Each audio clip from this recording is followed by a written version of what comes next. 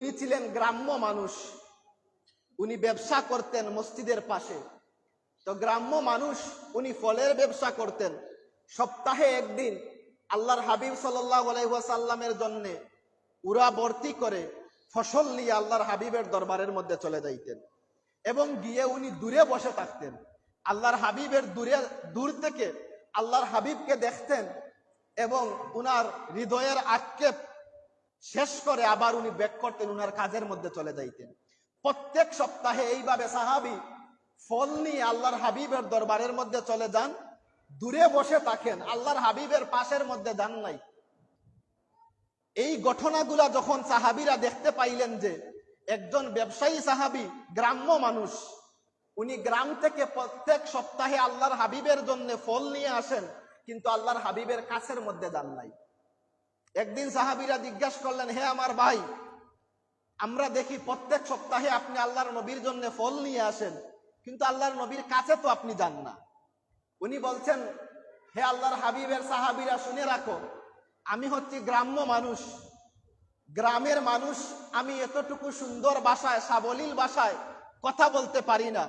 আপনারা হচ্ছেন শহরের মানুষ, কিন্তু আমি যদি আল্লাহর হাবিবের কাছে চলে যাই, আমি গ্রাম্য মানুষ, লেখাপড়া নাই, আর আমি কি না কি বলে ফেলি, এতে যদি আল্লাহর হাবিবের কষ্ট লেগে যায়, তাহলে তো আমার জীবন শেষ হয়ে যাবে। এবং উনি বলেন, আমি গ্রাম্য মানুষ, আমার কাপড়গুলাও এত উন্নত মানের না। শহরের মানুষ তোমরা যেই কাপড়গুলা ইউজ করো, আমার কাপড়গুলা এইভাবে এত উন্নত মানের না। এবং তোমরা যেই পারফিউম ইউজ করো, এই পারফিউমগুলা আমি ইউজ করতে পারি না। তো আমি আল্লাহর হাবিবের সামনে যাই না এজন্যে যে আমার শরীর থেকে যদি কোনো দুর্গন্ধ বাহির হয়, আর আল্লাহর হাবিবের শরীরের মধ্যে, আল্লাহর হাবিবের নাকের মধ্যে যদি এই দুর্গন্ধ লেগে যায়, আর আল্লাহর হাবিব যদি এতে নারাজ হয়ে যান, আমার জিন্দেগি তামাম হয়ে যাবে। আল্লাহর হাবিবের সম্মানে, তাজিমে আমি আল্লাহর হাবিবের কাছে যাই না, দূর থেকে আল্লাহর হাবিবকে দেখি এবং হৃদয়ের আক্ষেপ মিটিয়ে আবার আমি আমার ব্যবসার মধ্যে চলে যাই। এই কথা যখন আল্লাহর হাবিব সাল্লাল্লাহু আলাইহি ওয়াসাল্লামের কানের মধ্যে আসলো যে উনার সাহাবী উনাকে এত ভালোবাসেন, কিন্তু উনি উনার কাছের মধ্যে যান নাই, আল্লাহর হাবিব সাল্লাল্লাহু আলাইহি ওয়াসাল্লাম দুইজন সাহাবীকে বললেন, হে আমার সাহাবীরা, চলো আমার সাথে, আজকে আমরা একজন সাহাবীর বাড়িতে দাওয়াত খেতে যাব। দুজন সাহাবীকে নিয়ে আল্লাহর হাবিব সাল্লাল্লাহু আলাইহি ওয়াসাল্লাম ওই সাহাবীর বাড়ির মধ্যে চলে গেলেন। দরজার মধ্যে আঘাত করলেন, সাহাবী আপনি কি বাড়ির মধ্যে আছেন? ঘর থেকে আওয়াজ আসলো, উনি বাড়ির মধ্যে নাই, উনি উনার ব্যবসায়ী কাজের জন্য বাজারের মধ্যে চলে গিয়েছেন।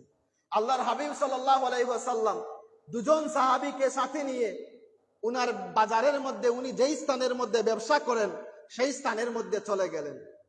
আল্লাহর হাবিব সাল্লাল্লাহু আলাইহি ওয়াসাল্লাম যখন সেই সাহাবীকে দেখলেন যে সাহাবী ফলের ব্যবসা করতেছেন, ফল বেচতেছেন, আল্লাহর হাবিব দেখা মাত্র দুইজন সাহাবীকে বললেন, স্টপ, এখানের মধ্যে তোমরা দাঁড়িয়ে দাওয়ার, সামনে যাওয়ার দরকার নেই, আমি একা সামনে যাব।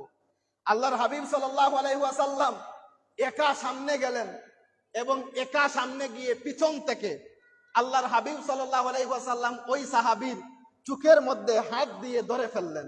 অর্থাৎ অনেক সময় একজন বন্ধু যখন আরেকজন বন্ধুর সাথে দেখা হয়, পিছন থেকে চোখ বন্ধ করে দেয় এবং বলে, বলেন তো আমি কে? তো এইভাবে আল্লাহর হাবিব সাল্লাল্লাহু আলাইহি ওয়াসাল্লাম সেই সাহাবীর চোখের মধ্যে হাত দিলেন এবং চোখের মধ্যে হাত দিয়ে উনি ধরে ফেললেন। এই সময় সাহাবী বলছেন, ভাই আপনি কে? আমার চোখ থেকে আমার হাতটুকু ফেলে দেন, সরাইয়ে দেন, ব্যবসায়ী কাজের সময় আমাকে ডিস্টার্ব করিয়েন না। এই কথা বলতে দেরি সাহাবী ওই সময়ে আল্লাহর হাবিব সাল্লাল্লাহু আলাইহি ওয়াসাল্লামের নূরময় হাতের যে একটা গ্রান, ওই গ্রানটা যখন অনুভব করলেন, সাহাবী বললেন, হায় হায়, আমি কি করলাম? যেই মুহাম্মদুর রাসূলুল্লাহ সাল্লাল্লাহু আলাইহি ওয়াসাল্লামকে দেখার জন্য প্রত্যেক সপ্তাহে মসজিদে নববীর মধ্যে চলে যাই, কিন্তু উনার সামনে বসার তৌফিক হয় না, আজ ওই নবী মুহাম্মদুর রাসূলুল্লাহ সাল্লাল্লাহু আলাইহি ওয়াসাল্লাম আমার চোখের মধ্যে ধরে ফেলেছেন, আজ তো এইটুকু আর সারা যায় না। ওই সময় সাহাবী বলছেন, আমি আমার শরীরটাকে একদম লউজ করে দিলাম এবং আমি মাটির মধ্যে পড়ে যাব, এরকম একটা অবস্থা হয়ে গেল। এই সময় সাহাবী বলছেন, আমি যখন মাটির মধ্যে পড়ে যাচ্ছি, আল্লাহর হাবিব সাল্লাল্লাহু আলাইহি ওয়াসাল্লাম শক্ত শক্ত করে উনার শরীরের সাথে আমাকে জড়িয়ে ধরলেন। আমি আরো পরে গেলাম, আল্লাহর হাবিব আরো শক্ত করে আমাকে জড়িয়ে ধরলেন।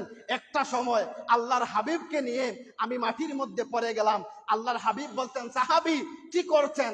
আমি তোমাকে ধরছি আর তুমি শুধু মাটির মধ্যে পড়ে যাচ্ছ।